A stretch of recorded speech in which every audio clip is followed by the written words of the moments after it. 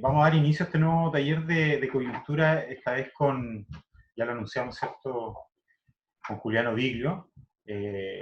Julián no solo es un amigo de la casa, de la fundación, a quien le tenemos un afecto especial, sino que también es un hombre que ha sido clave en la política argentina en los últimos años, sobre todo para la unión del Pacto de Cambiemos y la llegada del presidente Macri al poder. Él hoy es vicepresidente de la Unión de Partidos Latinoamericanos, dirige un centro de estudio también amigo nuestro, ¿no? Nuevas Generaciones en Argentina, y a la vez ha sido parlamentario, diputado, por Argentina, periodos atrás. Julián, muy bienvenido nuevamente, esta vez de un modo un poco raro, ¿no? Separados pero juntos, se suele decir ahora. Te agradecemos mucho la disposición de poder contarnos y darnos tu opinión de este tema que te hemos pedido, como es los primeros 4 meses ya, ¿no? Desde el 10 de diciembre que asumió el presidente Alberto Fernández, para que nos des tu mirada de cómo evalúas estos primeros meses, más aún cuando le ha tocado vivir, ¿cierto?, una crisis pandémica como la que atraviesa a todo el mundo en estos momentos. Bienvenido, Julián. Gracias, Claudio, un gusto escucharte. Muy buenas tardes a todos y muchas gracias a la Fundación Jaime Guzmán, que es una institución muy importante de Chile y del continente, y además de eso es una institución que tiene grandes amigos. Así que la verdad que es un placer estar con ustedes a la distancia en esta oportunidad, algo raro para nosotros que estamos acostumbrados a ir y volver de Chile y cruzar la cordillera en forma habitual, pero bueno, lo haremos por estos mecanismos, ojalá que todos lo puedan apreciar lo suficiente. Como efectivamente decías, ya han pasado unos meses desde que asumió Alberto Fernández, son más o menos unos 6 meses, un poquito menos, en mayo el 10 de mayo vamos a llegar a los 6 meses. Y bueno, vamos a hacer un pequeño balance. Lo que yo hice fue preparar una presentación, que ahora se las voy a pasar. Pido disculpas que no funcione tal vez todo perfecto, estoy con el celular porque mi computadora dejó de funcionar la cámara ayer, en medio de la cuarentena. Nosotros en Argentina estamos en cuarentena, confinados en nuestras casas hace 30 días, así que bueno, te pasan estas cosas que se te rompe algo y no tenés forma de arreglarlo hasta que no te vuelvas a la libertad. Pero bueno, creo que va a funcionar igual. Les voy a pasar una presentación, que creo que va a ser más interesante lo que voy diciendo, o por lo menos más gráfico. Ahí va, la voy a poner ahora. A ver. Bueno, ahí está. Lo primero que voy a hacer es darles algunos datos duros de cómo está hoy la situación, para que después los analicemos, saquemos conclusiones juntos y me hagan todas las preguntas que me quieran hacer y conversemos sobre este tema. Les voy a pasar algunos datos que seguramente los van a sorprender a más de uno, pero bueno, esta es la realidad. Lo primero que les voy a mostrar aquí es una encuesta de una consultora muy importante argentina, Sinopsis, que se hizo pública hace 2 días. Allí nos muestra cómo está la imagen entre Alberto Fernández y Cristina Kirchner. Ustedes bien saben que son el dúo que fue electo en diciembre, Alberto Fernández presidente y Cristina Fernández de Kirchner vicepresidente. Esto es la imagen de ellos al día de hoy. La imagen positiva de Alberto Fernández es 53% y la negativa es muy baja, 22%. En cambio, Cristina Kirchner está justo al revés, tiene una imagen positiva de 27% y la imagen negativa es del 56%. O sea que en el binomio presidencial tenemos a Alberto Fernández, que representa un sector del peronismo, después vamos a hablar sobre eso, con una imagen positiva muy alta, y a Cristina Kirchner, que representa otro sector del peronismo, con una imagen negativa muy alta. Voy a pasar a la próxima. Esta es una encuesta que salió ayer, que la hizo Raúl Aragón, que es un consultor muy importante de Argentina, es un buen amigo, así que me la envió ya a la noche y aproveché a tomar estas diapositivas estos datos que están recién salidos del horno. Fíjense lo que es la gestión de Alberto Fernández. al día de hoy tiene una aprobación de casi 70% de los argentinos, ¿no? Voy a pasar a otra más. Esta es la imagen del expresidente Mauricio Macri. La imagen buena, fíjense que está en 30 puntos, o sea que está más o menos como la expresidenta Cristina Fernández de Kirchner, en imagen positiva, y está también como la expresidenta en números de imagen negativa, está en 56 puntos, yo creo que tal vez un poco más, pero por lo menos 56 puntos de imagen negativa del presidente que terminó su gestión el pasado 10 de diciembre. Esta es muy interesante. Lo que hizo aquí Raúl Aragón es preguntar ¿a quién votaría usted si las elecciones fueran al día de hoy? Fíjense, Alberto Fernández obtendría una caudal de votos similar a su imagen positiva, 56% de los votos, y Mauricio Macri obtendría más o menos la mitad de los votos de su imagen positiva. O sea, hay gente que tiene una buena imagen de Mauricio Macri, pero pese a eso no lo votaría. Y Cristina Kirchner más abajo todavía. O sea, tiene un tercio de la gente que tiene una buena imagen de Cristina Kirchner es el que lo votaría. O sea, 1 de cada 3 que tienen una buena imagen de Cristina solamente la votaría. Acá estoy refiriéndome, esta me pareció muy interesante, por eso la tomé de la presentación de Raúl Aragón. Fíjense la valoración del gobierno en relación al tema del coronavirus. Casi 90% de aprobación de lo que está haciendo el gobierno. Después vamos a conversar un poquito de esto, pero básicamente les adelanto un concepto. En Argentina estamos confinados hace 30 días, en el caso de los mayores de 70 años hace 40 días. La economía está completamente detenida, con una caída de los ingresos absoluta y con una previsión de caída del PBI del 10%, y con un gobierno que prácticamente no entrega ninguna información sobre el uso que está haciendo de estos días de confinamiento para preparar el sistema de salud.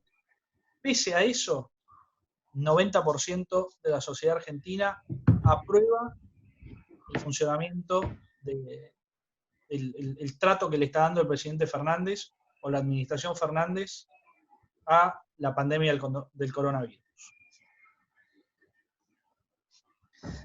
Este es otro tema que me pareció interesante para mostrarles antes de que entremos ya en el tema, en las cuestiones de debate. Pero me pareció interesante que vieran esto.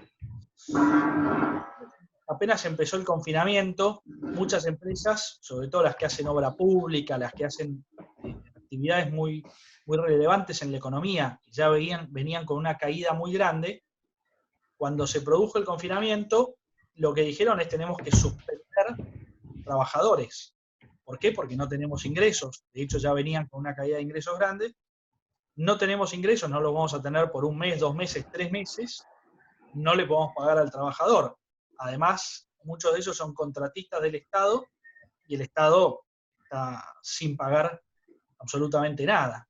Entonces, una empresa muy grande de la Argentina decidió suspender 1.500 trabajadores. Y Alberto Fernández, en la televisión pública, lo acusó, acusó al dueño principal de esta empresa, diciéndole que era un miserable.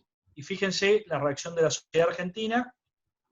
81% de la sociedad argentina está de acuerdo con esto que indicó el presidente. Acá, yendo un poco a la oposición, hoy el principal dirigente de la oposición en Argentina, que tiene responsabilidades de gobierno, es Horacio Rodríguez Larreta, que es el gobernador de la ciudad de Buenos Aires. En Argentina se llama jefe de gobierno al gobernador de la ciudad de Buenos Aires, y tiene una imagen positiva muy alta, 52%. Y acá ya esta filmina que puse va a guiar un poquito los 10-15 minutos que vamos a charlar sobre esto, y me parecía muy interesante que vieran esos datos que les fui proyectando antes para que se entiendan algunas cosas que vamos a conversar. Voy a hablar solamente de estos 6 puntos y después, Claudio, vos me vas moderando y me decís las preguntas que hay y respondemos todo lo que sea posible. Primer tema que quiero conversar con ustedes. Mandato presidencial de Mauricio Macri de los años 2015 a 2019. Fue un resultado previsible, el fracaso y que Macri perdiera en las elecciones. Fue un resultado previsible. ¿Y por qué empiezo por esto antes de entrar en lo que es la gestión de Alberto Fernández? Porque me parece que las dos cosas están completamente ligadas. Fíjense lo siguiente. Cuando Mauricio Macri ganó la elección en el año 2015, había una expectativa enorme de la ciudadanía argentina respecto de las reformas que necesitaba el país. Para ganar, Mauricio Macri generó una coalición opositora con sectores de centro, con sectores socialdemócratas, con sectores más liberales, y ganó por una diferencia muy pequeña de 2 puntos en un balotaje, en una segunda vuelta. Y la sociedad dijo, bueno, ganó este hombre y tenemos muchas expectativas de que haga unas reformas estructurales de fondo en algunos temas que están pendientes en la Argentina hace muchísimos años. Bueno, gana Mauricio Macri, las expectativas de los 2 primeros años fueron muy grandes, se comenzaron a hacer algunas reformas de segundo o tercer nivel, pero no se encararon esas reformas centrales, principales, que la sociedad demandaba y que tenía una expectativa muy grande, ¿no? Entonces, bueno, allí fue cayendo un poco la expectativa, pero también estaba la explicación de Mauricio Macri no logró tener una mayoría parlamentaria, lo va a lograr en las elecciones de medio término de 2017, y después de eso va a encarar y va a implementar las grandes reformas, ¿no? Entonces, bueno, este era un poco el pensamiento de la sociedad y en la dirigencia empresarial y en la dirigencia política en general. Lo cierto es que en esos 2 primeros años de gobierno, 2015 a 2017, hubo una decisión del gobierno y de la coalición de gobierno de no ampliar esa coalición que había sido exitosa en términos electorales, de no ampliarla para la gestión de gobierno. ¿Esto qué quiere decir? Uno había llegado al gobierno con ciertos socios, pero para gobernar podía ampliar, ingresar, permitir que ingresen otros socios y gobernar con un equipo más amplio, con mayor amplitud política y generando con eso las mayorías parlamentarias necesarias para hacer estas reformas de fondo que la sociedad quería que se realizaran. Hubo una decisión de no hacer eso y de ir a las elecciones de medio término de 2017 y lograr una buena elección y después de eso, teóricamente, empezar esas reformas de fondo. Lo cierto es que la elección de medio término de 2017 fue muy buena, se ganó en casi todo el país. Luego de que se produce este triunfo, el presidente Macri habla a la sociedad, al país, y bueno, allí se esperaba el mensaje de ahora sí vamos por todas las reformas estructurales. Y la verdad es que esas reformas estructurales no llegaron y tampoco se buscó ampliar esa coalición y generar las mayorías parlamentarias. Entonces, allí empezó el declive, que para mí, yo esto lo hemos hablado con algunos miembros de la Fundación y con otros miembros de la política chilena muy amigos, para mí allí empezó ya el declive del gobierno de Mauricio Macri, porque la sociedad perdió expectativas y dijo, bueno, este hombre o este gobierno o esta coalición no va a hacer todas las reformas que nosotros queríamos que hiciera, que la sociedad quería que hiciera, con lo cual fueron perdiendo expectativas.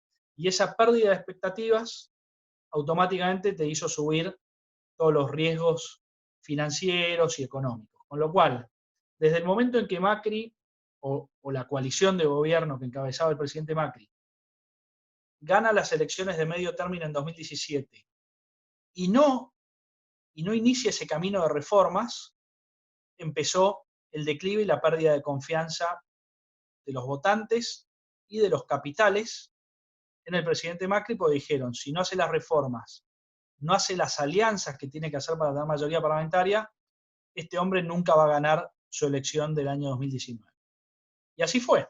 En el año 2019, el presidente Macri fue a la reelección sin ampliar su coalición electoral, solamente incorporó un candidato a vicepresidente que venía del peronismo, pero no incorporó a gobernadores del peronismo ni a otros sectores del peronismo, con lo cual en el año 2019, en agosto, en la primaria de agosto, fue derrotado y luego en las elecciones generales de octubre se produjo la derrota definitiva. La elección de agosto primaria fue tan mala que al día siguiente de la elección se empezó a producir una fuga de capitales y pérdida de confianza financiera enorme. Por eso, ahí yo pongo la pregunta, ¿elección con efectos previsibles?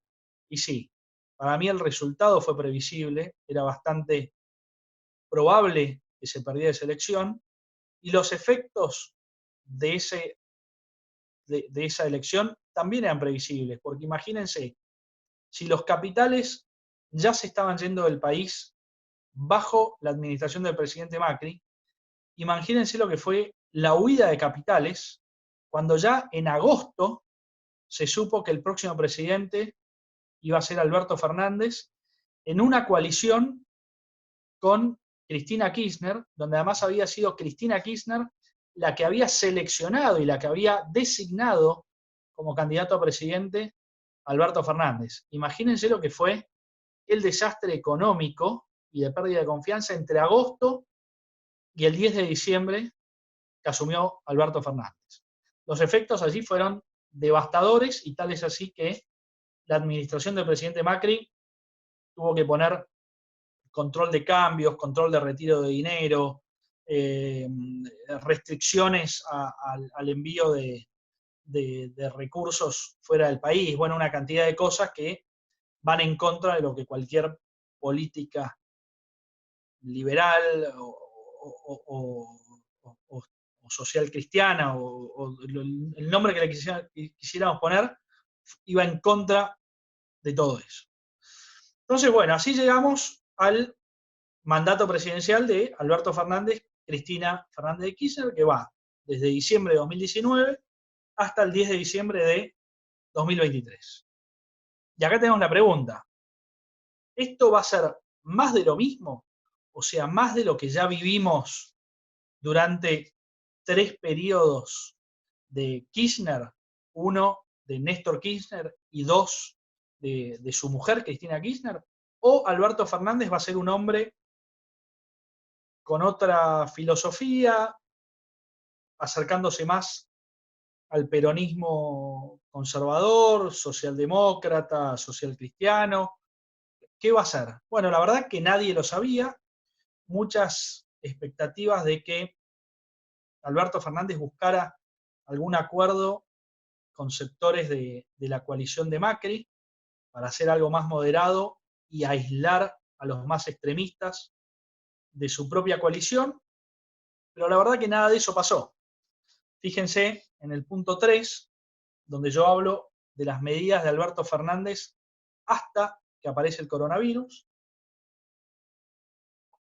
Puse algunas nada más, pero fíjense lo que ha hecho.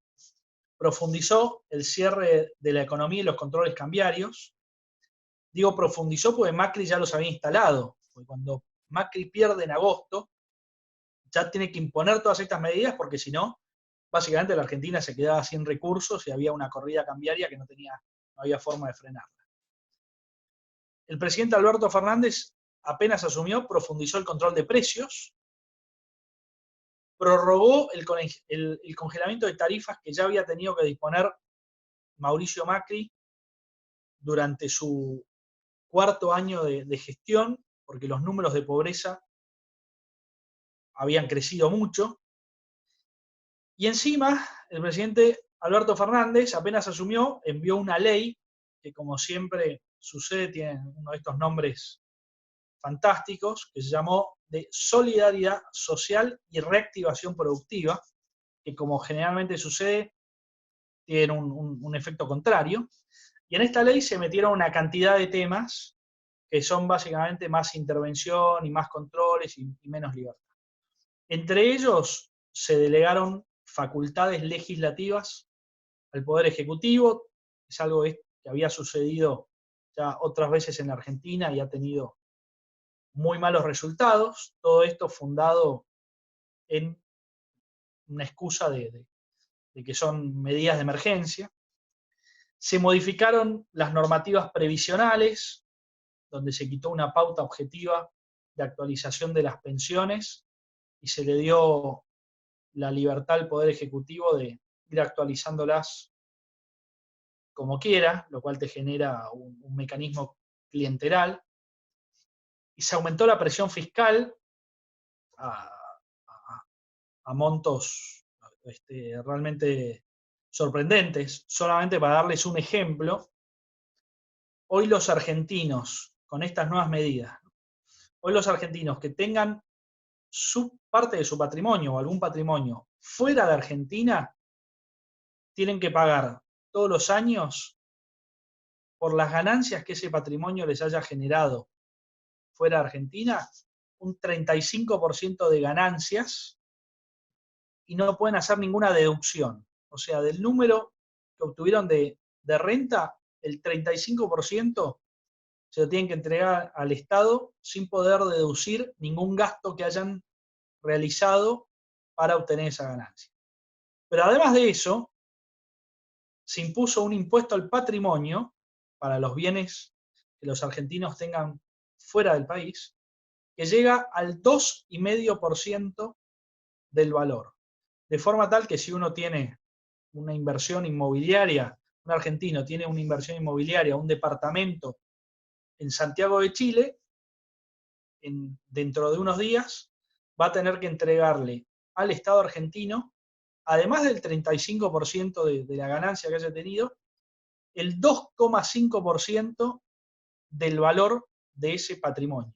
O sea, entonces imagínense ustedes que esto produce que cualquier patrimonio que un argentino tenga fuera de su país tiene resultado negativo. O sea, no hay forma de que sea rentable una inversión fuera de la Argentina.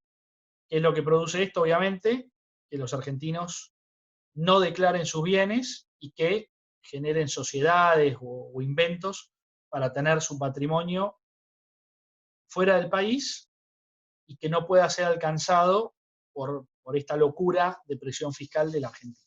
Todo esto lo hizo Alberto Fernández antes del coronavirus. Imagínense una vez que llegó el coronavirus. Entonces, llega el coronavirus y ¿qué es lo que se hizo? A todo lo que ya se venía realizando de cierre de la economía, de restricciones de libertades, de aumento de presión fiscal, etcétera, se le agregaron una cantidad de medidas de intervención. Suspensión de despidos, se profundizó el control de precios, se congelaron los alquileres, se fijaron precios máximos.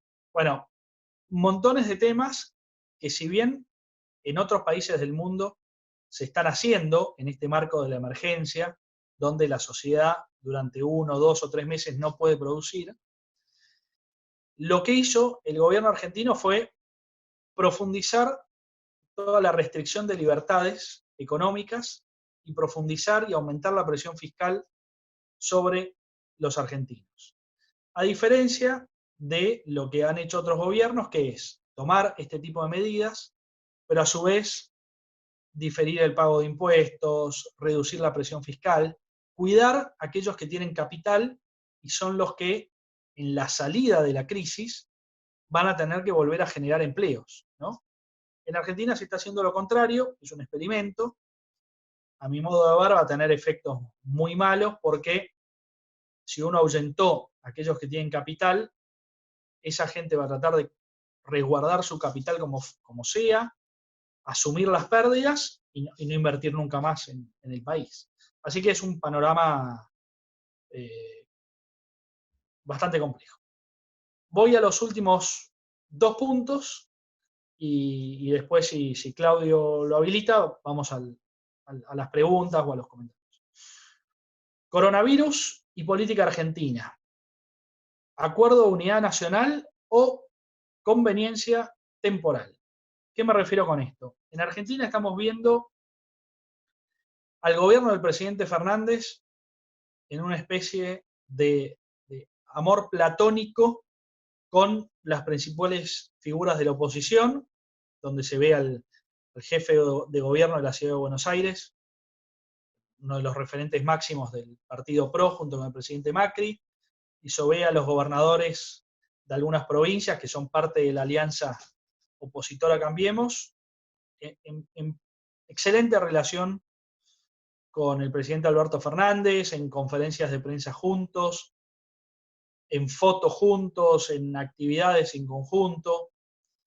Y la verdad que uno se pregunta por qué sucede esto, ¿no? ¿Por qué sucede esto si tenemos un gobierno nacional que ha tomado medidas muy extremas para atacar la pandemia y ha puesto a la Argentina en una cuarentena indefinida y absoluta y no hay información, ¿no? Fíjense que en la Argentina no tenemos un gobierno que ha dicho, miren, tienen que quedarse en sus casas durante 30 días o 40 días y en ese tiempo nosotros vamos a comprar los reactivos que necesitamos, los test que precisamos, vamos a aumentar las camas de atención hospitalaria o las camas o los ingresos de urgencia, o vamos a comprar más respiradores, o vamos a capacitar tal cantidad de médicos en la utilización de lo que son las herramientas que hay que usar en la atención de esta pandemia.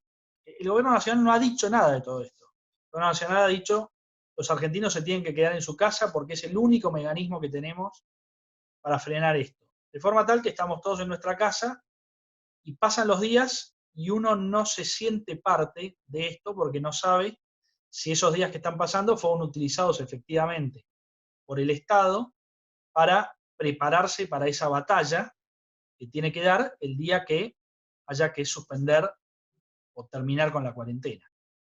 Pese a esta falta de información que es muy notoria, la oposición está en plena convivencia y en plena relación de amor con el gobierno nacional. Entonces, la pregunta es, ¿esto es porque se está pensando en un trabajo de unidad nacional o porque hay una conveniencia del momento? Yo creo que hay una conveniencia, claramente está en que los gobernadores de la oposición y los alcaldes de la oposición necesitan los recursos que el Estado Nacional le tiene que dar en este momento, porque no tienen recursos para atender lo que sus distritos precisan. Y por otro lado, como yo les mostraba en las diapositivas del inicio, la imagen del presidente Alberto Fernández es tan buena que los dirigentes de la oposición quieren aparecer al lado de él, porque también sube su imagen positiva. Entonces, ¿esto qué te genera? Unas discusiones internas en la oposición importantes, porque tenés algunos sectores de la oposición que están diciendo no podemos permitir que el Poder Ejecutivo tenga todas las facultades para hacer lo que quiera, no podemos permitir que el Congreso de la Nación esté cerrado, que los diputados y senadores estén en su casa y ni siquiera estén incorporados en las excepciones que estableció el decreto para las personas que pueden salir a la calle. O sea, los diputados y senadores nacionales deberían estar exceptuados y podrían circular por todo el país para cumplir su tarea de representación. Ni siquiera eso está estipulado. Entonces, hay un sector de la oposición que dicen esto no puede ser. Nosotros tenemos que apoyar al gobierno nacional en esta crisis, pero tenemos que exigirle al gobierno nacional información. ¿Cuál es el plan de salida de esta cuarentena? ¿Qué elementos se están comprando? cómo se están preparando las unidades de terapia intensiva, cuántas camas se están agregando, cómo se están distribuyendo los respiradores artificiales entre los 24 distritos federales de la Argentina. O sea, una exigencia para ese acompañamiento.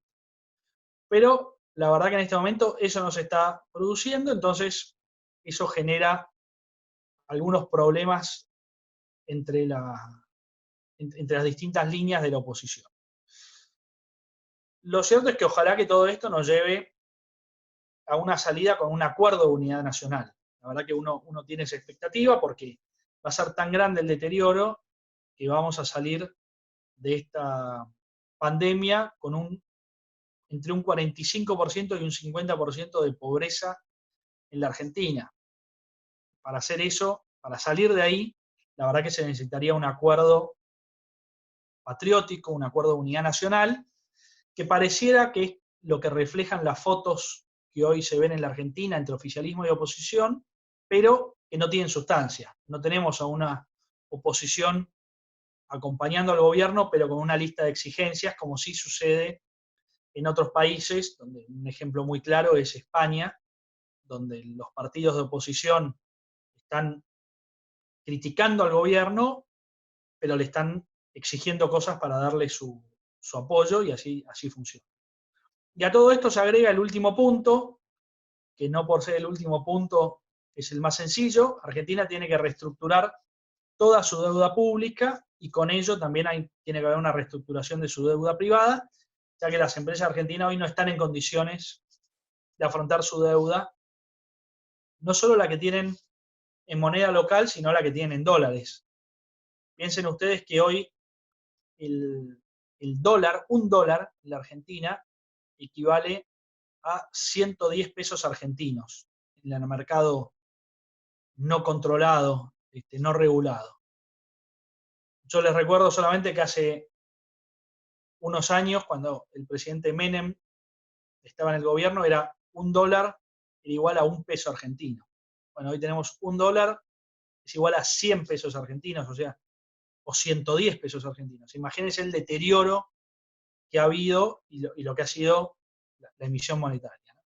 Así que bueno, tenemos un problema de la deuda privada y un problema enorme de la deuda pública, donde una gran parte de esa deuda es el préstamo que el presidente Macri tomó con el Fondo Monetario Internacional en el año 2018, o sea, después de haber ganado la elección legislativa de medio término, con esa pérdida de confianza que yo les conté, hizo que la Argentina tuviera que pedirle un rescate al Fondo Monetario Internacional, así que este gobierno tiene que arreglar los pagos de esa deuda, que no puede cumplir con el cronograma que estaba previsto, más toda la deuda pública que tiene emitida el gobierno con bonistas, con fondos de inversión.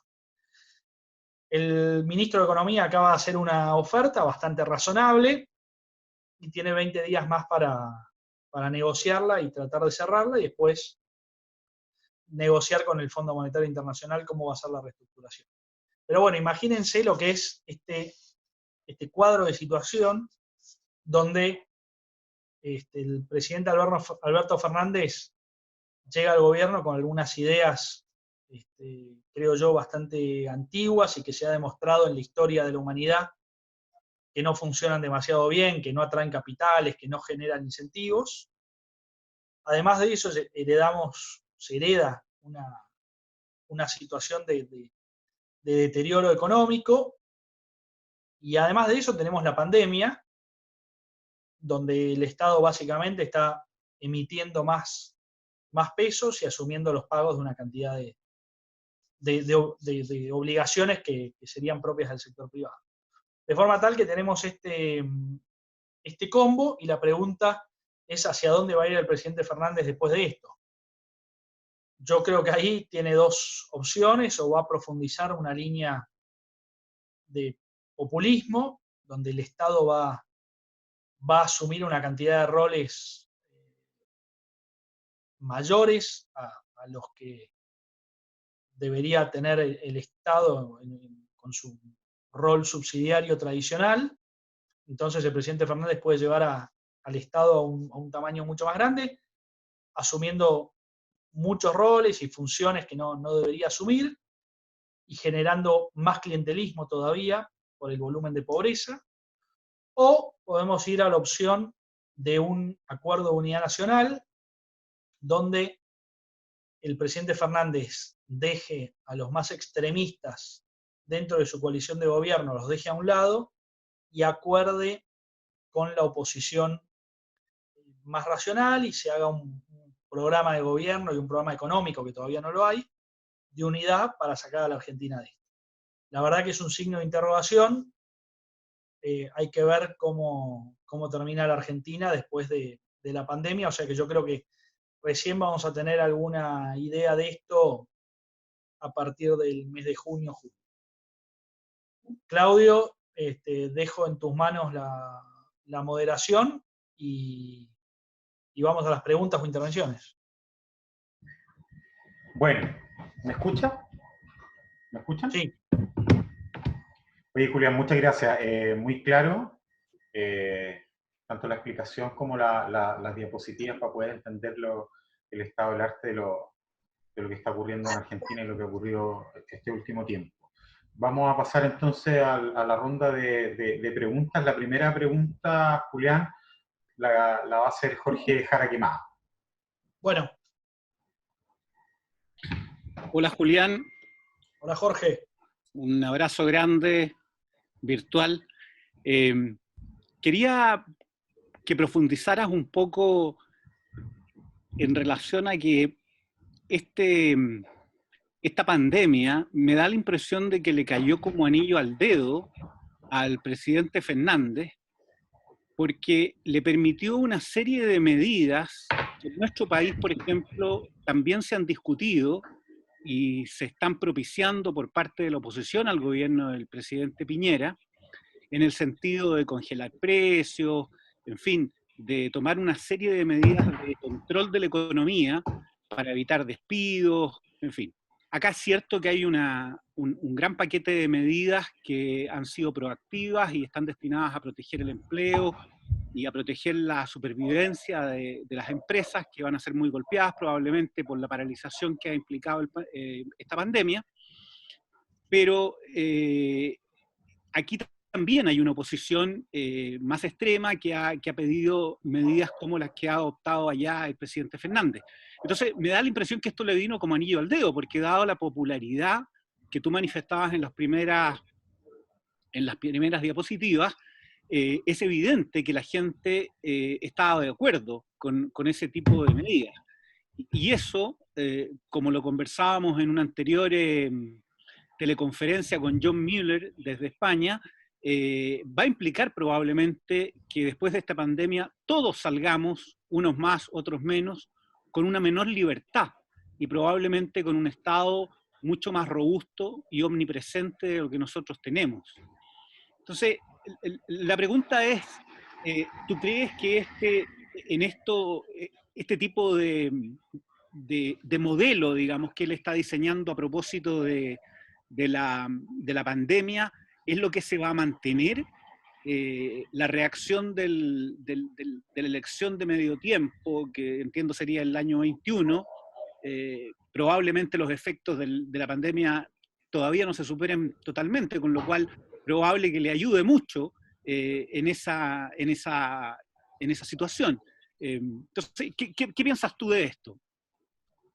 Bueno, gracias por tu pregunta, Jorge, y un gusto escucharte. Te envío un abrazo transandino. A ver, varias cosas para decir sobre esto. Primer tema, y como yo les mostré en la última diapositiva, fíjense que Alberto Fernández tomó una cantidad de medidas apenas asumió que serían propias de la pandemia. O sea, ya restringió un montón de libertades y realizó una intervención en la economía muy grande antes de que se supiera del coronavirus. De forma tal que es interesante no olvidar eso, porque ya muestra que Alberto Fernández iba a trabajar en cierta línea de políticas públicas, ¿no? Cuando llegó la pandemia, profundizó todo eso y el Estado creció mucho en sus potestades y en las tareas que está asumiendo el Estado. Que esto es similar a lo que sucede en la mayoría de los países, ¿no? Y yo creo que nuestro desafío, como centros de estudio, como actores políticos, etcétera, va a ser plantear justamente que una vez que se haya superado la pandemia, los estados tienen que volver a tener el rol subsidiario que siempre tuvieron o que deberían haber tenido, ¿no? Entonces, no solo eso, sino volver a los principios de la economía social de mercado.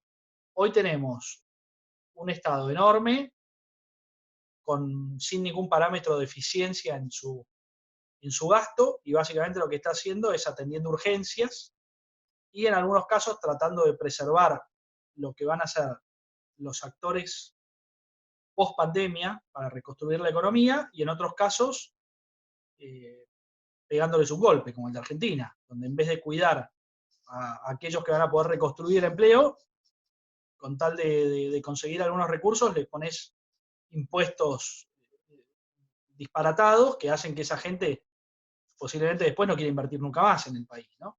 Entonces yo creo que vamos a estar permanentemente en esa disyuntiva y en esa discusión, y creo que nuestro rol como directores de centros de estudios y como actores políticos va a ser plantear justamente que esa es la disyuntiva y explicarle a la sociedad por qué es mejor volver al camino de un Estado con un rol subsidiario y por qué las medidas económicas y las medidas del Estado en general tienen que tener eficiencia bueno, y algunos principios y algunas variables que todos conocemos, ¿no? Entonces me parece que ahí va a estar la discusión.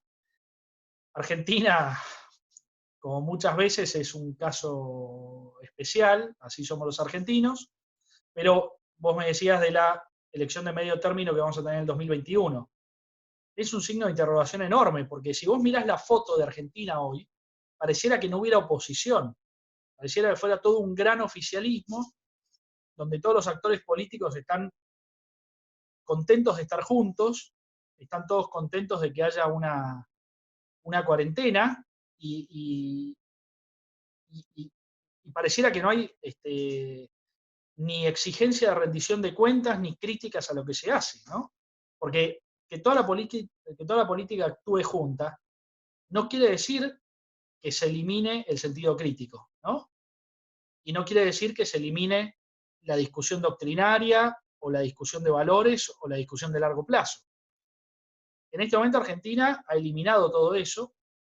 Entonces, ¿cómo vamos a llegar a la elección de medio término? No lo sé, porque la verdad que la oposición debería en algún momento separarse del oficialismo y empezar a plantearle sus diferencias, o lo que podría pasar es que aparezca un outsider de la política, o un antipolítico, o alguien que no sea considerado un político y que venga a plantear una opción distinta y que te altere el sistema político. Entonces, que te aparezca un médico prestigioso, un conductor televisivo prestigioso, un futbolista como candidato, y que la gente diga, esta es la alternativa. Si oficialismo y oposición son una misma cosa y representan una misma cosa, y yo quiero votar a una alternativa, voy a elegir a alguien de afuera de la política. Entonces, esa posibilidad está, con resultados inciertos, pues ya sabemos que cuando aparecen outsiders de la política, o las cosas salen muy bien o salen muy mal. Bien. Julián, antes de seguir dando la palabra, quería yo hacerte una pregunta. ¿Cómo evalúas tú la política exterior hasta ahora de Alberto Fernández? Para algunos ha sido pragmática, para otros ha sido más bien errática. Fíjate que no fue, por ejemplo, a la asunción, entiendo, el presidente de Uruguay.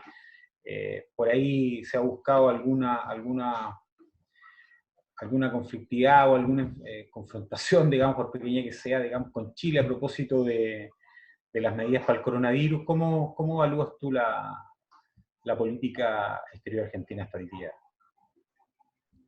Gracias, Claudio. En realidad yo te diría que no hay política exterior al día de hoy, sino que ha habido eventos aislados que no generan demasiadas expectativas. Como tú decías, el presidente ha participado junto al canciller, por ejemplo, en la reunión del Grupo de Puebla. Es una cosa, es increíble hasta desde el punto de vista estratégico político, porque todos los que están allí están fuera de gobierno, salvo el presidente de México. Todos los demás son opositores y con un poder reducido, y en general han perdido sus elecciones. O sea, la gente de sus países se ha cansado de esas personas. Pese a eso, el presidente Fernández y el canciller se han involucrado en el Grupo de Puebla. Para mí es un error estratégico absoluto. Y después Argentina, en general los presidentes cuando asumen, siempre tienen una gira donde visitan a los países de la región, a los países limítrofes. El presidente Fernández no ha hecho nada de eso. Como bien decías, no fue al cambio de mando en Uruguay, donde el 1 de marzo asumió Luis Lacalle Pou, y el presidente Bolsonaro le había propuesto a Alberto Fernández generar ahí un encuentro donde se vieran y conversaran algunos temas, y el presidente Fernández le dijo que no podía viajar hasta Montevideo porque ese día tenía el mensaje al Pleno del Congreso, a la Asamblea Legislativa, con la apertura de sesiones ordinarias. Para ser claro, Buenos Aires y Montevideo están a 180 kilómetros de distancia, lo cual implica en un helicóptero posiblemente unos 50 minutos de vuelo, donde el presidente Fernández podría haber puesto su horario de apertura de sesiones en cualquier momento del día y podría haber viajado a saludar al presidente Luis Lacalle y a tener la reunión con el presidente Bolsonaro, y definitivamente no quiso hacerlo. En cambio, está vinculándose con el presidente de México, con el presidente de España. Pareciera que él está buscando lograr algún sustento en los partidos socialdemócratas, ¿no? O de izquierda, no chavistas, por decirlo de alguna forma. La verdad que ese es un problema, porque, por ejemplo, el presidente Fernández ha llamado al presidente Sánchez a España para pedirle recomendaciones respecto del coronavirus. El presidente Sánchez tiene 20.000 muertos. Realmente es una cosa increíble lo que hacen, ¿no? Se sabe que España ha sido uno de los países que peor ha tratado el tema del coronavirus, y pese a eso, en vez de llamar a la presidenta Merkel, llama al presidente Sánchez, ¿no? Entonces me parece que está equivocado. Y por otro lado, hay acciones contradictorias, porque una de las cosas que hizo más rápido fue designar embajador frente a Estados Unidos, que designó a un embajador del peronismo muy moderado, con mucha experiencia, y ese embajador viajó rápidamente a Estados Unidos, se reunió con el presidente Trump y asumió su cargo, y está ya actuando ante la diplomacia y ante el gobierno de Washington. Con lo cual, están estas cuestiones enfrentadas, donde yo creo que eso refleja el enfrentamiento del binomio presidencial, donde Alberto Fernández tal vez tiene alguna idea, si bien es antigua, pero sí de alguna forma tiene cosas que le hacen ruido en la cabeza, que sabe que tiene que llevarse bien con algún sector de Occidente y de los países más civilizados, pero por otro lado tiene una vicepresidenta que hasta hace poco tenía a su hija viviendo en Cuba, con unos procesamientos con $4 millones en efectivo en la caja de seguridad bancaria, con procesamientos judiciales, una vicepresidenta que está incentivando que ahora vengan médicos cubanos a la Argentina. Bueno, está esa dicotomía dentro del gobierno que yo creo que se refleja tanto en la Cancillería como en otras áreas.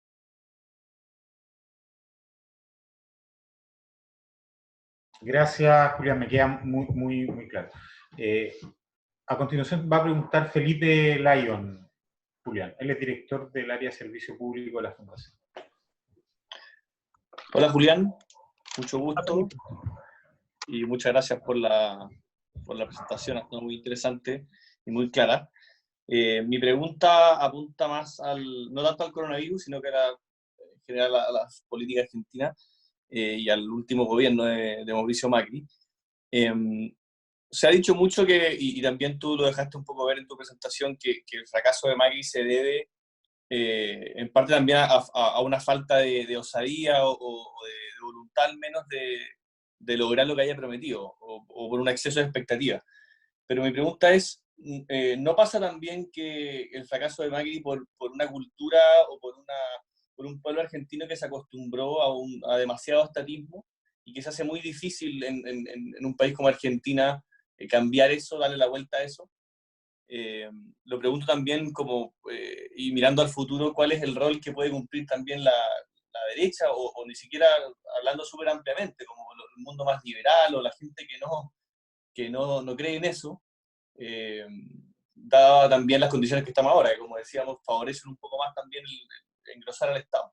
Entonces, mi pregunta es esa, ¿cuánto crees tú que se debe también a un estatismo que ha permeado hasta lo más profundo del pueblo argentino? O eso es lo que uno percibe desde Chile, digamos, muchas veces con lo que sale en los medios y con lo que uno ve en general desde acá. Esa es la Sí, pregunta. gracias Felipe.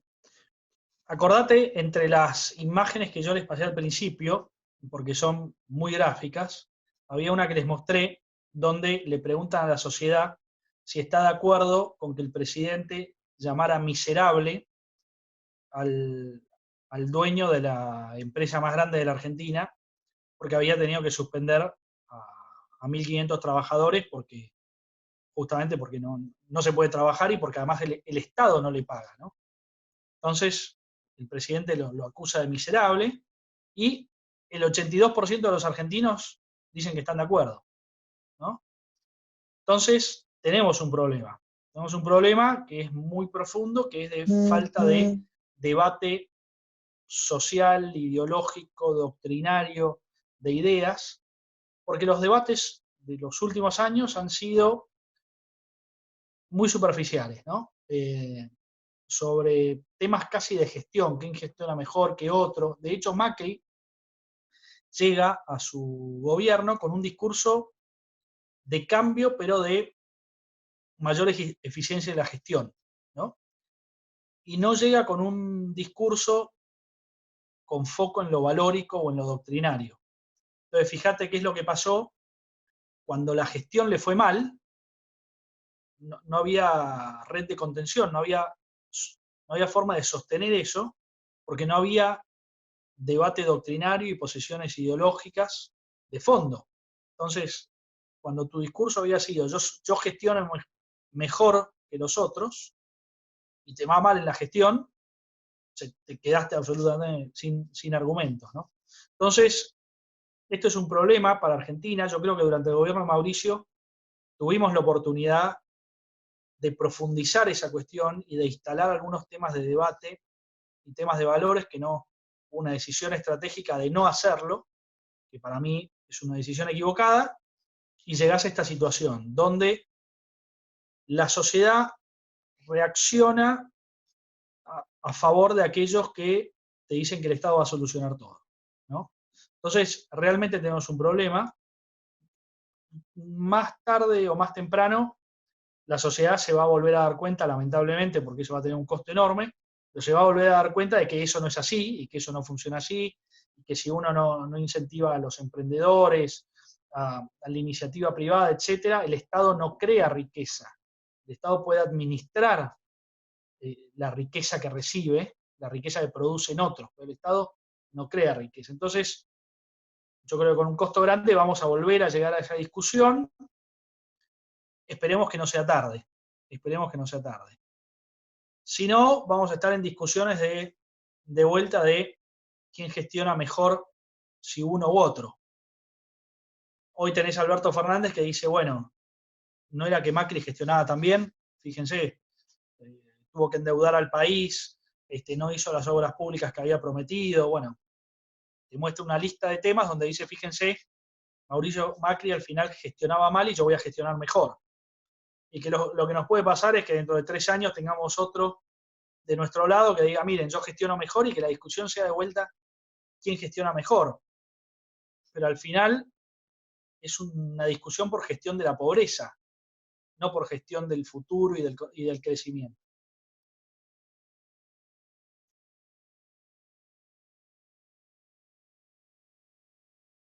Va a preguntar Ignacio Rodríguez, Julián. Te va a hacer la pregunta Ignacio Rodríguez, que es un investigador y asesor parlamentario de la Fundación.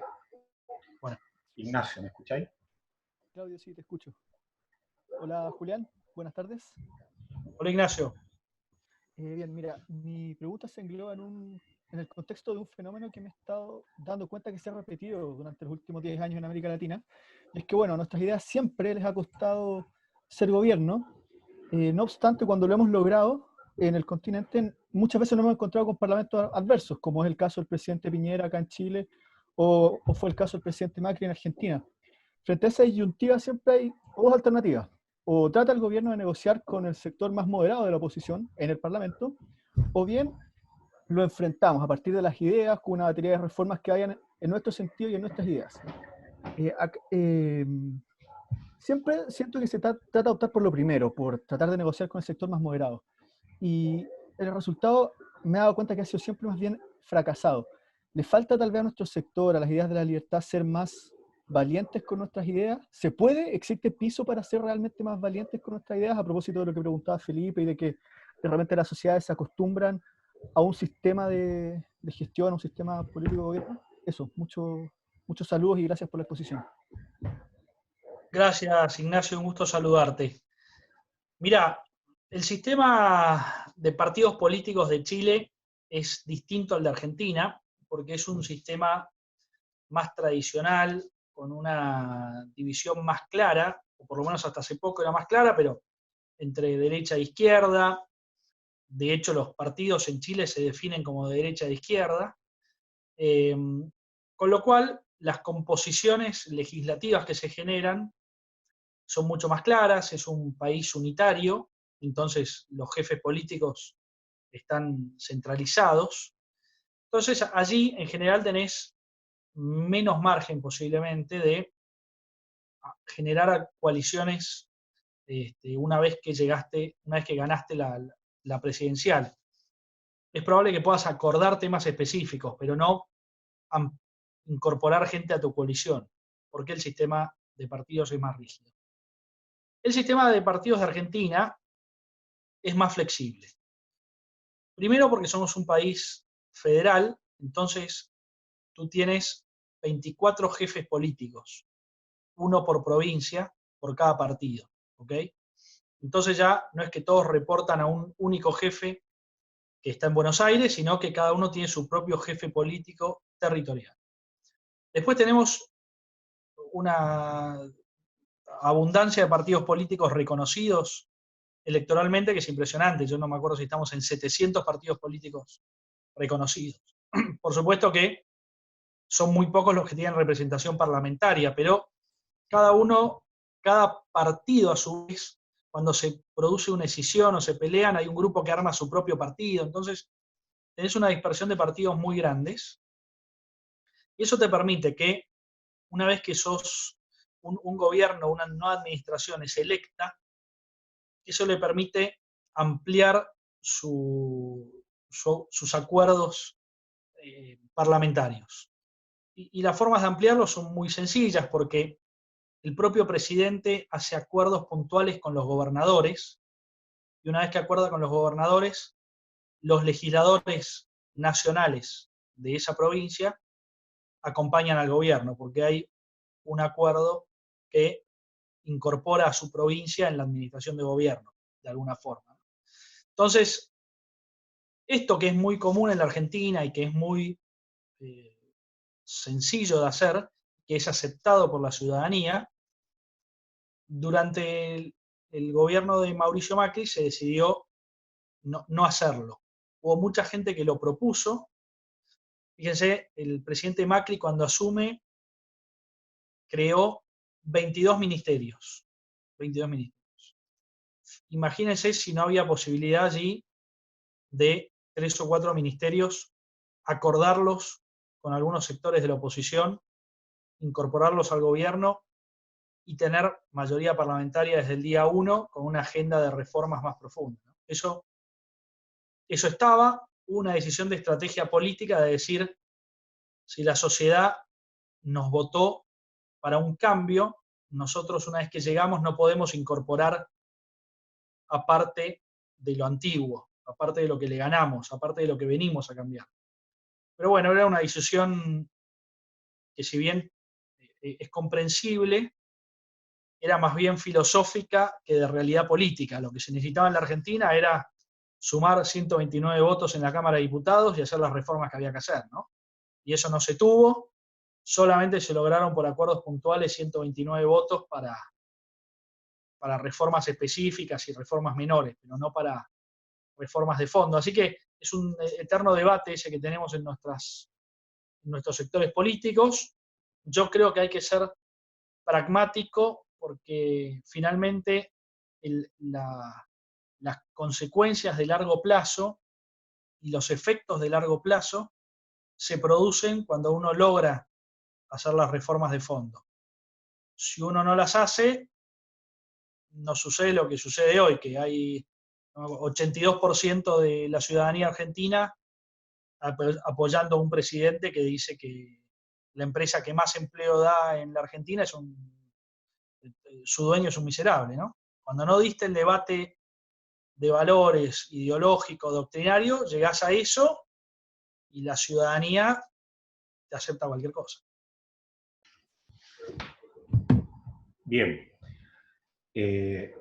Julián, ahora te va a presentar Jorge Sáez. Él es un amigo de la Fundación y está en este momento estudiando en España, y el pololio de la José Lecaro también, una chica que trabaja en la Fundación, que debe estar atenta ahí a la pregunta de Jorge. Jorge, ¿estás ahí? Sí, estoy. ¿Me escuchan? Sí, hola Jorge. Sí. Hola Julián, ¿qué tal? Julián, a ver, en el debate presidencial en el que Mauricio Macri pierde la elección, vi un debate en que los candidatos estaban de acuerdo en una cosa, y era que Argentina tenía que cambiar el ritmo que había llevado por lo menos los últimos 20 años. En ese sentido, por lo menos las recomendaciones del Fondo Monetario Internacional es que los países gasten.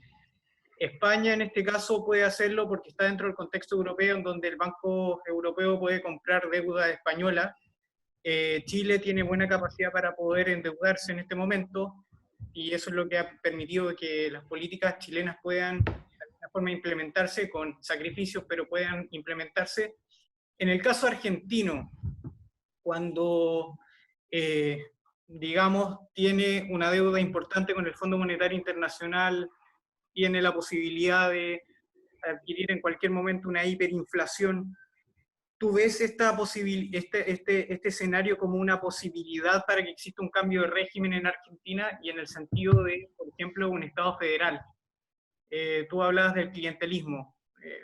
Probablemente el sistema federal, cuando tiene varios gobernadores que reman para su propio feudo, genera este clientelismo. ¿Tú ves la posibilidad de que exista este cambio de régimen que hablaban en los debates?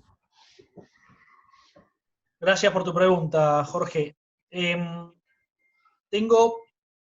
doy pocas posibilidades o pocas probabilidades a que ello suceda, porque es un tema de principios, de doctrina, de conceptos, de las ideas en las que creemos, ¿no? Como yo decía antes, el Estado no genera riqueza. Los que generan riqueza son los que son los dueños del capital, los que invierten, los que arriesgan, los que buscan una renta, ¿no? Y esos son los que te generan riqueza, los que generan empleo, los que generan desarrollo. Como está la Argentina hoy, va a ser muy difícil que eso suceda, porque va a ser muy difícil atraer nuevos capitales a la Argentina, va a ser muy difícil atraer capitales que los argentinos tienen fuera de Argentina, si vos no les ofrecés estabilidad, si no les ofrecés una presión fiscal competitiva, que sea acorde a los países de la región y acorde al riesgo argentino, y si no generás marcos de libertades que no estén en discusión, ¿no? Entonces, para que Argentina pueda salir de la crisis en la que va a entrar, yo creo que es necesario ese acuerdo de gobierno entre todas las fuerzas políticas. Que ojalá suceda. Si no sucede eso, yo veo que vamos a estar discutiendo, como les comentaba antes, por quién administra la pobreza. Entonces, la masa de recursos va a ser cada vez menor y la pelea va a ser por quién se lleva una parte de esa masa de esa torta de la riqueza, quién le pone un impuesto más grande, si la provincia, si el municipio, si la nación, y todo eso para financiar un Estado que va a ser cada vez más grande, ¿no? Todo eso, si no cambias a tiempo, termina mal, o sea, termina generando más pobreza, termina destruyendo bienestar y termina quitando posibilidades de desarrollo al país. Lo que yo espero es que Argentina esté a tiempo de cambiar esa trayectoria en la que estamos yendo, ¿no? Y para eso necesitamos mucha madurez política en la oposición. Por eso yo decía, esta convivencia de amor que hay hoy en día entre oficialismo y oposición, en algún momento se tiene que romper para que justamente haya propuestas alternativas y no te aparezca alguien, un outsider, con propuestas extrañas que tal vez sea acompañado por la gente, porque la sociedad va a estar cada día más pobre, la sociedad trata de escapar del sistema que le extrae parte de su riqueza y trata de escapar de un sistema que no le brinda oportunidades. Entonces, frente a eso, la tentación de recurrir a ideas mágicas y a gente de afuera de la política es grande. Yo tengo esperanzas de que Argentina logre encaminarlo, no la misma intensidad en las expectativas. Bien. Ignacio Palma quería preguntar también, Julián. Él es un joven investigador de la Fundación, también trabaja en el área de servicio público. Hola Julián, muchas gracias por tu charla. ¿Se escucha o no? ¿Sí? Sí. Perfecto. Yo quería preguntar, justo a consecuencia de lo que estaba hablando recién, si es que, así como en algún minuto a Cristina Fernández en su gobierno anterior le basó la cuenta la situación económica del país y quizás puede ser uno de los grandes motivos del triunfo de Macri y su relato, ¿tú crees que podríais dar certezas de que a Alberto Fernández le pueda pasar algo parecido de todas estas cosas que hay descrito tú, cierto que han suscitado polémicas, ya sea por la situación con el empresario que decís recién, o el tema del endeudamiento?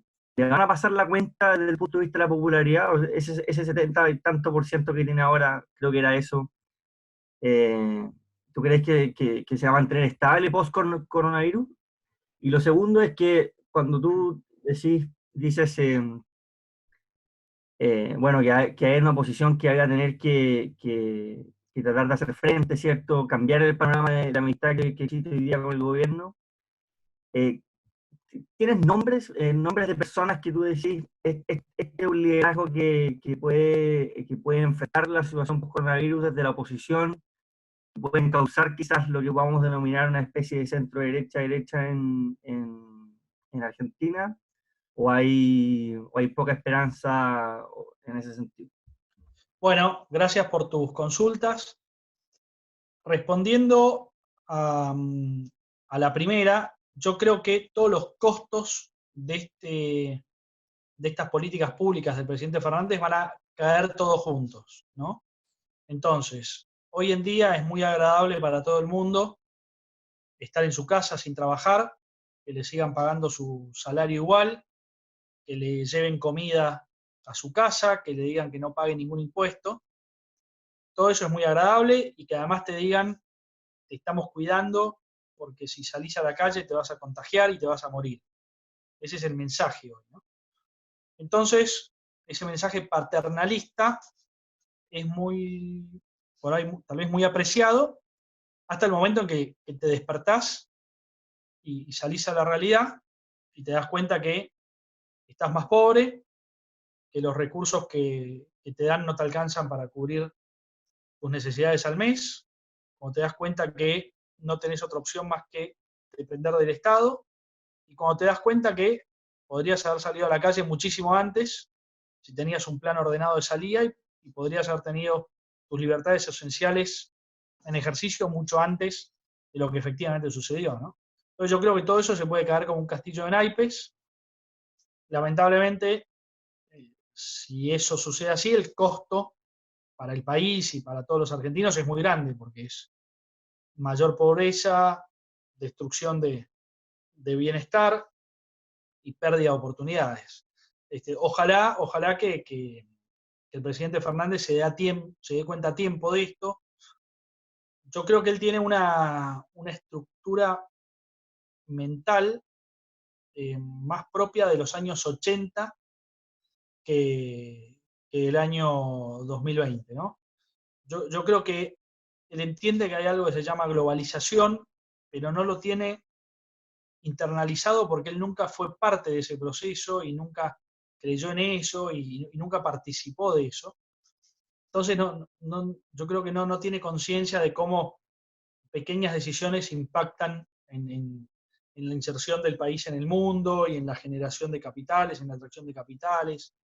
Entonces yo creo que esa cabeza que de él funciona de esa forma, entonces genera sus políticas públicas montado en un esquema de hace unos 30 o 40 años atrás, que tal vez hace 40 años era eficiente o era lo que se hacía en ese momento, pero hoy claramente no lo es.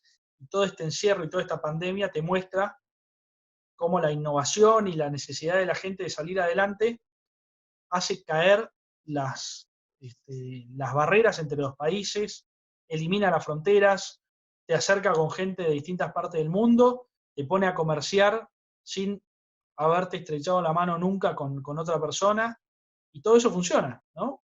Y entonces cuando vos diseñás un país con fronteras cerradas, con control de cambios, donde no podés recibir moneda extranjera porque te la convierten a la moneda local, donde no podés ahorrar en moneda extranjera, no la podés enviar afuera, tenés impuestos a las exportaciones de alimentos, que es una de las principales cosas que hace Argentina y es de los más eficientes en el mundo. Cuando tenés esa concepción, que tal vez era válida hace 40 años, hoy en algún momento chocas con la realidad. Y después, respondiendo a la segunda pregunta, que era quiénes pueden ser los líderes para una alternativa, todavía no se sabe, estamos recién empezando. Como les mostraba antes, el presidente Macri está con una imagen muy baja. Yo veo difícil que él pueda volver a ser candidato. Sí creo que va a estar dentro de la mesa de discusión, ¿no? de la generación de los candidatos, los nuevos candidatos. La presidenta del Partido PRO de la Argentina es Patricia Bullrich, que fue ministra de Seguridad del presidente Macri. Patricia es un dirigente político importantísimo, con una cabeza moderna y muy cercana a lo que es la realidad de la problemática política de la Argentina. Creo que ella puede ser una persona interesante. El jefe de gobierno de la Ciudad de Buenos Aires, Horacio Rodríguez Larreta, es un hombre muy inteligente, de mucho trabajo. Hoy, muy pegado al presidente por estas circunstancias. Hay que ver cómo maneja su estrategia de despegue del presidente y de enfrentamiento posterior en algún momento. Y después hay algunos gobernadores de algunas de las provincias de Argentina que pueden ser interesantes. Y hay algunas figuras de fuera de la política que están empezando a tener mucha gravitación, que de hecho uno mira lo que son sus intervenciones en los medios digitales y tienen una audiencia que multiplica por 10 la de cualquier político, ¿no? Entonces, bueno, hay que estar atento a eso. Es difícil adelantar algún nombre, pero hay que estar atento a eso también. Julián, tenemos una última pregunta que la va a hacer Ervin Castillo. Ervin es hoy abogado, pero él es gremialista, fue presidente de la Federación de la Universidad de Talca y también fue un pasante que tuvo la Fundación Jaime Guzmán, y con él cerramos. Ervin, Claudio. te escuchamos, un poquito más fuerte.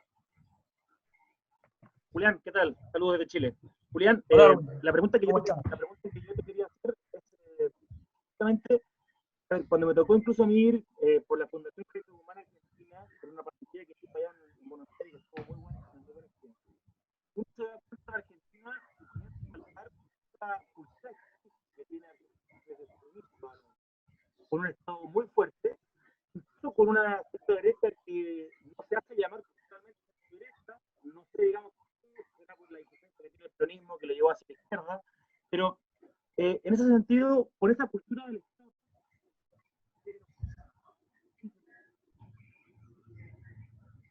no diría que también hay una situación del Estado penaliza, donde la gente se recurre al Estado, pero la Argentina es mucho más fuerte.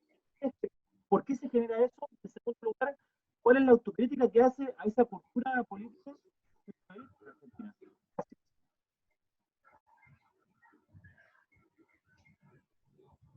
Julián. Bueno, perfecto. Ahí, gracias Claudio. Claudio me envió también por WhatsApp la pregunta porque te perdí en un momento.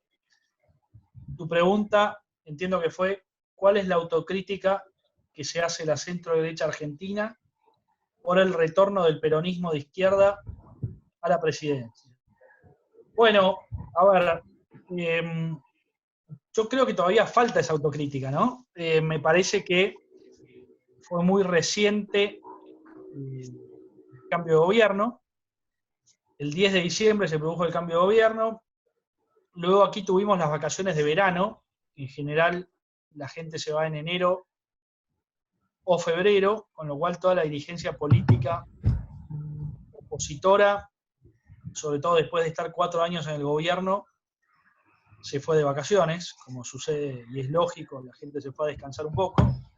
Con lo cual, teóricamente, en marzo empezaba ese debate y empezaba esa autocrítica, y apareció el coronavirus que eliminó todo lo demás, ¿no?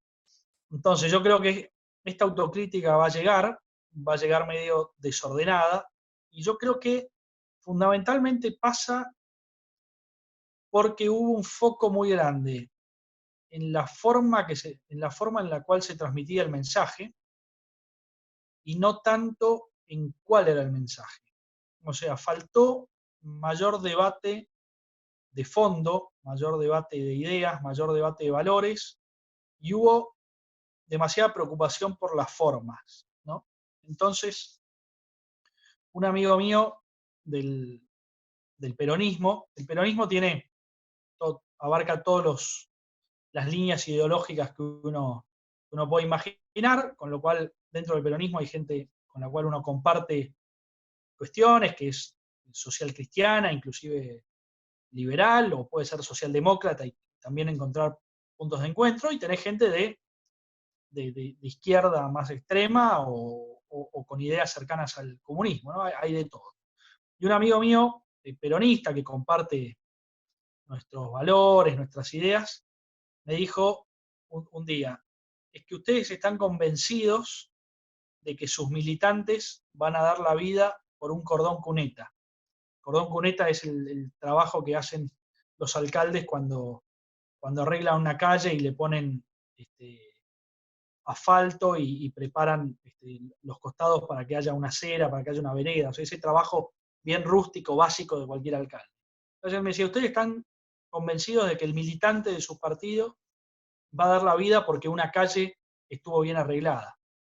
Y los militantes dan la vida, en el sentido metafórico, por las ideas, por los valores, por algo trascendente, ¿no? Y entonces yo creo que ese va a ser el principal tema que vamos a tener que discutir en los partidos políticos opositores de la Argentina, y decir qué fue lo que pasó, que estuvimos convencidos, algunos más, otros menos, estuvimos convencidos de que alcanzaba en Argentina con decir que íbamos a hacer mejor la obra pública, que íbamos a arreglar mejor una ruta o que íbamos a ser más transparentes. ¿Se alcanzaba con eso o no? Yo creo que no.